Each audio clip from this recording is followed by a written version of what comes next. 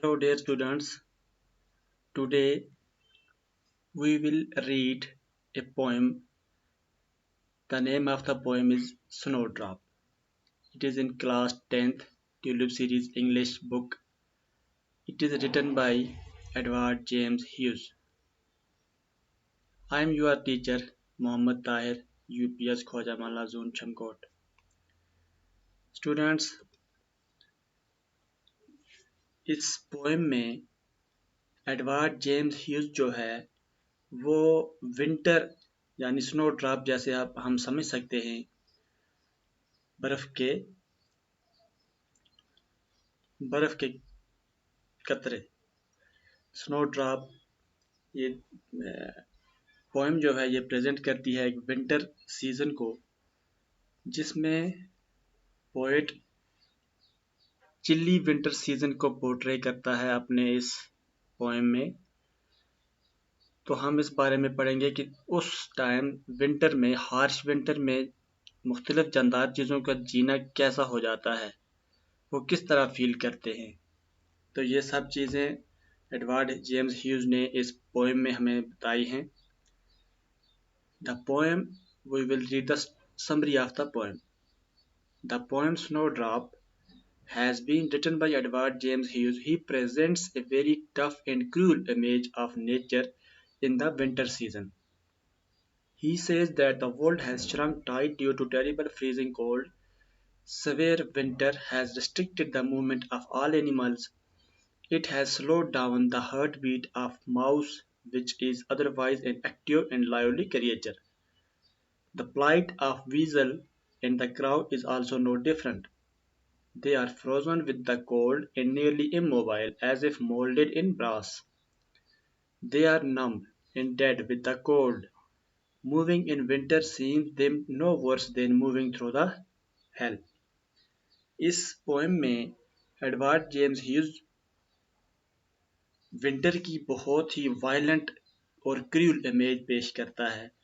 वो कहता है कि इस विंटर में हर एक पूरी दुनिया यानी कि पूरी दुनिया में होता है ये विंटर। तो पूरी दुनिया क्या हो जाती है, shrunk tight due to terrible freezing cold, यानी कि सिकुड़ जाती है, टाइट हो जाती है, जैसे कि सर्दी की वजह से। Severe winter has restricted the movement of animal, और ये जो सवेयर विंटर होता है बहुत हार्श ठंड होती है, सख्त सर्दी होती है, उसमें जानवरों की या इंसानों की मूवमेंट जो होती है वो बहुत कम हो जाती है। ये कहता है कि इसमें एक चूहे की मिसाल देता है, माउस की, जो आमतौर पर एक लाइवली क्रिएचर है, वो अनरेस्ट होता है, रेस्टलेस होता है, लेकिन इस विंटर में, इस हार्श विंटर में वो भी इनएक्टिव हो जाता है, उसकी हार्ट बीट भी कम हो जाती है। Flight of weasel and crow is also not different. Weasel एक जानवर है और क्रो भी आपको पता है परिंदा है, उनकी ज़िंदगी भी है, मतलब मुख्तलिफ मिसालें देकर हमें समझाता है कि हर एक जानदार चीज़ की ज़िंदगी जो है वो हार्श विंटर में बहुत मुश्किल हो जाती है। They are frozen with cold and nearly immobile as if moulded in brass. वो ठंड से ऐसे सिकुड़े हुए होते हैं, ऐसे बैठे हुए होते हैं, इमोबाइल हो जाते हैं कि मूव यानी कि विच कैन नॉट मूव, यानी कि वो हरकत नहीं कर सकते। As if moulded in brass, जैसा कि उनको किसी चीज़ में हमने बंद कर दिया हो, इस तरीके से वो अपने आप को रखकर बैठे हुए होते हैं। They are numb and dead with the cold, वो बिल्कुल सर्दी से ठंडे और कांप रहे होते हैं। Moving in winter seems them no worse than moving through the hell, सर्दी में बाहर निकलना उनके लिए यानी कि जहन्नम से कम नहीं है, बहुत ठंड लगती है उनको, कि वो कहते हैं कि ये हमारे लिए बहुत मुश्किल है बाहर चलना।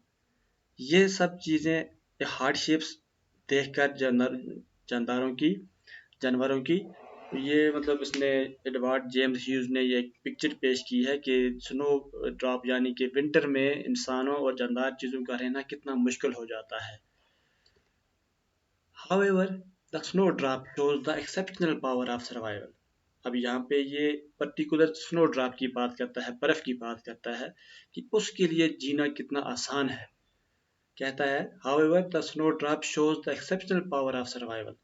स्नो ड्रॉप यानी बर्फ, खुद बर्फ के लिए जो ठंड का एक जरिया है, उसके लिए ये जीना बहुत आसान है। एक्सेप्शनल पावर यानी uncommon power, rare powers. Despite severe winter it keeps pursuing its ends. इतनी सख्त सर्दी के बावजूद भी वो अपना पूरा मकसद पूरा करती है। It bears flowers even in such a freezing cold. It can push its stem up even through the thick snow. It blooms in a way like the stars of winter season, which shine regardless of the harsh condition. It bears light-colored or white flowers, and its head keeps hanging down as if it is heavy like a metal. अब poet जो है इसमें, यहाँ पे आपके से point की एक लाइन में शी का वर्ड इस्तेमाल हुआ है। She means he addresses it as she because this flower possesses the ability to bloom even in chilly winter, यानी कि snowdrop, she means snowdrop। वो इसको एक फूल की तरह हमें दिखाता है कि वो ये एक ऐसा फूल है जो सर्दियों में खिलता है और न इसको ठंड का कोई भी असर नहीं होता, और ये अपने फ्लावर निकालता है, ये अपने स्टेम भी बनाता है, ये अपनी पूरी ज़िंदगी इस ठंडी यानी कि ठंड के मौसम में गुजारता है। तो ये है मतलब हमारी आज की पोएम है जो हमने पढ़ी। तो इसके बाद हमने डिफ़िकल्ट वर्ड्स के मीनिंग भी लिखे हैं, यहाँ पे आप देख सकते हैं।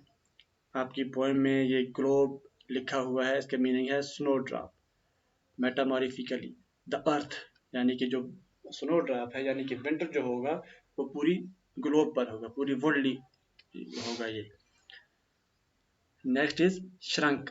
Shrunk means contract, become smaller, जैसे कि सर्दी से कोई चीज सिकुड़ जाना, कम हो जाना, उसका साइज कम हो जाना। डल्ड, मेड स्लो, रिड्यूस्ड, यानी कि इस सर्दी के मौसम में हर एक जानदार की मूवमेंट जो होती है वो स्लो हो जाती है, रिड्यूस हो जाती है।